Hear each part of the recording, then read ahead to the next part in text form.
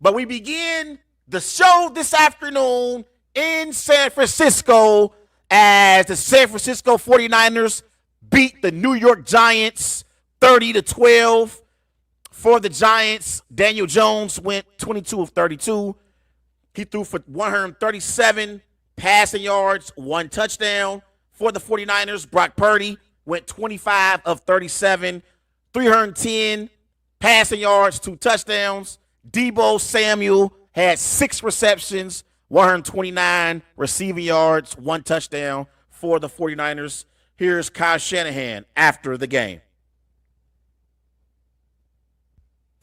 Yeah, he missed a couple today, and guys made a couple of real good catches also. I thought it was just a huge challenge, one of the biggest ones Brock's been in, just to, the short week to prepare for a scheme like that. Just how much they do with, they had 6 guys on the line of scrimmage throughout the game. Half the time they're coming, half the time they're not.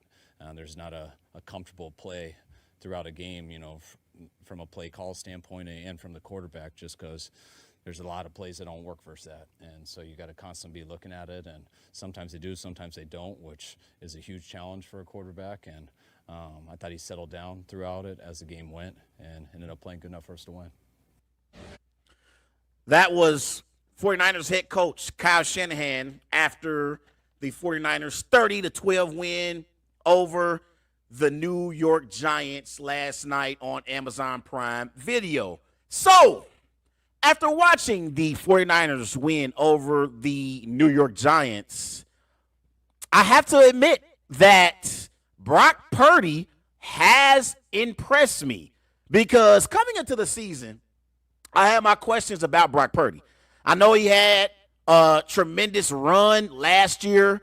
He won a bunch of games. I think he won like 7 of 8 games before the 49ers got to the NFC Championship game against the Philadelphia Eagles. He didn't even finish that game. He left that game with an elbow injury. He had elbow surgery during the offseason. And remember, the 49ers, before the season started, they traded Trey Lance to the Dallas Cowboys. And I came on my show and I said, I don't know if the 49ers are really Super Bowl contenders because they have Brock Purdy and Sam Darnold as their quarterbacks. I'm not sold on Brock Purdy just yet, but Brock Purdy has been impressive. He has the 4th longest winning streak to begin a career in NFL history in the Super Bowl era. Ben Roethlisberger had 15 games that he won on a streak, and then Mike Livingston had 10 games, and Brock Purdy has had 8 games. He has not lost a game dating back to last year in the regular season.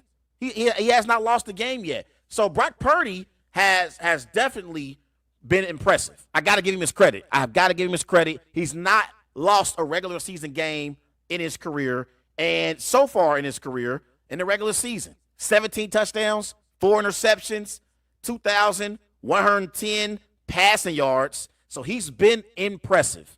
I got to give him his credit. And he is proving Kyle Shanahan and general manager John Lynch to be right, because they pretty much put all of their eggs into this Brock Purdy's basket. That's pretty much what they did. And we heard Trent Williams and other players on this 49ers football team give Brock Purdy his credit for being their franchise quarterback moving forward. And he's played well. He's definitely played well. In the 3 games so far this season, the San Francisco 49ers have scored 30 points in each of those 3 games. They're 3-0, and they are rolling offensively.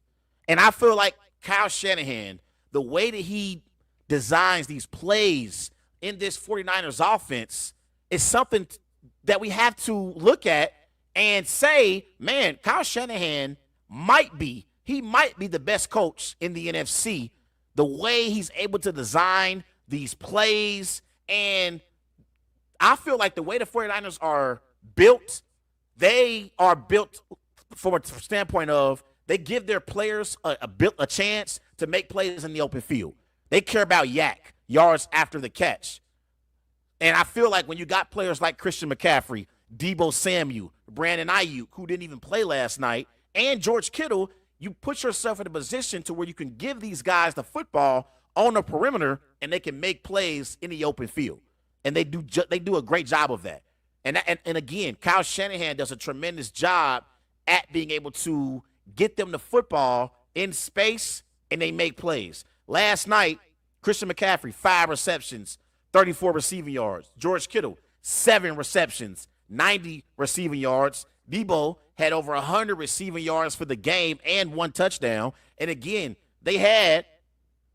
last night, they had over 400 yards of offense without Brandon Ayuk. Brandon Ayuk is a solid number 2 receiver on this 49ers football team. And I feel like when you look at top receiver duos in the NFL, you got to start off with Jamar Chase and T. Higgins. Obviously, you got to have A.J. Brown and Devontae Smith into that conversation. You got to also have Debo Samuel and Brandon Ayuk as well.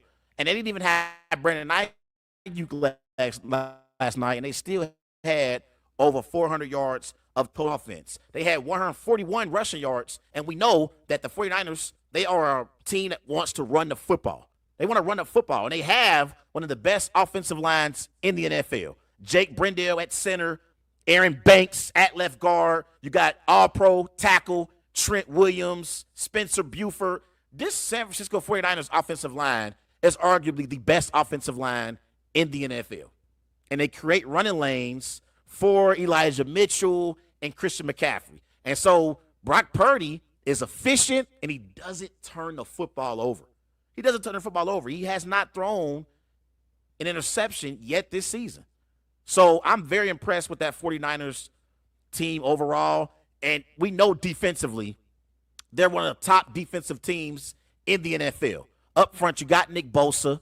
You got Arik Armstead. At linebacker, you still got Fred Warner, Dre Greenlaw. Okay, so I felt like last night they kept Daniel Jones in the pocket. And without Saquon Barkley, Daniel Jones is not very effective. Daniel Jones needs Saquon Barkley to be effective as a quarterback. And he didn't have Saquon last night. Saquon's dealing with the ankle injury that's going to have him out for a few weeks. So the Giants, they gave Daniel Jones all that money in the offseason. Remember, I said that Daniel Jones should have been franchise tagged, and they should have gave Saquon Barkley a nice long-term deal. Now, I know Saquon ended up getting injured, and so it's easy to say, well, they made the right decision, but I just don't believe in Daniel Jones. And last night, that type of game is the type of game you need Daniel Jones to perform at a high level in and be able to win that game. You gave him all that money in the offseason. Shouldn't Daniel Jones be able to win even without his star running back? And I know how great the 49ers are as a football team. So I didn't really expect the Giants to be competitive in this game. But if you are the franchise quarterback and you're Daniel Jones, couldn't you keep your team at least competitive in this game? They weren't competitive in this game. Everyone knew last night that the San Francisco 49ers were going to beat the New York Giants. And it's because Daniel Jones is the New York Giants quarterback. He's not very good. He's a below-average quarterback. He had one of his best seasons of his career last year, and the man only had 15 touchdown passes. And the Giants ran to the bank and gave Daniel Jones all this money that he did not deserve. Daniel Jones should have been the individual playing on the franchise tag, not Saquon Barkley. We know the best player on this Giants football team is Saquon Barkley. It's not even close. But last night, the Giants overall, offensively, they struggled, but they're going up against one of the best defenses in the NFL. So that's no surprise there. But again, if you paying Daniel Jones money and you paying him some significant money, you expect Daniel Jones to at least keep you in the game and have you competitive. At least be competitive. And he wasn't very competitive. Now, he did complete 22 of 32 passes, but he wasn't very efficient. And overall, as an offense, the Giants had 29 rushing yards, only 121 passing yards, 150 yards total for the game. I expect more if you're my franchise quarterback. I think Brian Daboll did a hell of a job last year. He got the most he possibly could get out of Daniel Jones. He maximized Daniel Jones' ability last year and what he was able to do. But again, I don't have the Giants as a playoff team. I don't have them competing in the NFC East. The teams to beat in the NFC East are the Cowboys and the Eagles. And overall in the NFC right now, I do believe that the San Francisco 49ers are the best team, not only in the NFC, but in the NFL overall. Everyone's talking about the Cowboys, and yes, the Cowboys have had 2 impressive wins, but they went up against the Giants and the Jets. I don't believe in neither of the New York teams. So I believe the 49ers have been more impressive in their 3 wins to start the season than the Cowboys have been. Because I expect the Cowboys to beat the Cardinals this week in Arizona. But I've been more impressive with the 49ers than the Cowboys. And who's beaten the Cowboys the last 2 years in the postseason? That would happen to be the San Francisco 49ers. So I think the 49ers are the team to beat right now in the NFC West and in the NFC overall. And they've been the best team so far in the NFL. They've scored 30 points in each of their first 3 games. And they went up against a pretty solid defense in the Steelers and against the Rams in week 2, a Rams team that still has Aaron Donald.